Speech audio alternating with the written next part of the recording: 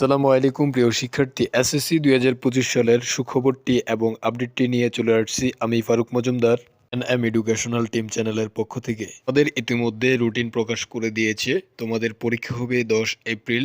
চলো বেশি কথা না বলে পরের দেওয়া দুটি নির্দেশনা জেনে নেই। তো পর্বে তোমাদেরকে দুটি নির্দেশনা জানিয়েছি, আজকে তোমাদেরকে আরো দুটি নির্দেশনা জানিয়ে দেব। চ্যানেলে নতুন হয়ে থাকলে চ্যানেলটি সাবস্ক্রাইব করে আমার সাথেই থাকবে। সকলকে অসংখ্য ধন্যবাদ। এখন জানবো শিক্ষা মন্ত্রণালয় থেকে ২০২৫ সালের জন্য যে দুটি নির্দেশনা দিয়েছেন।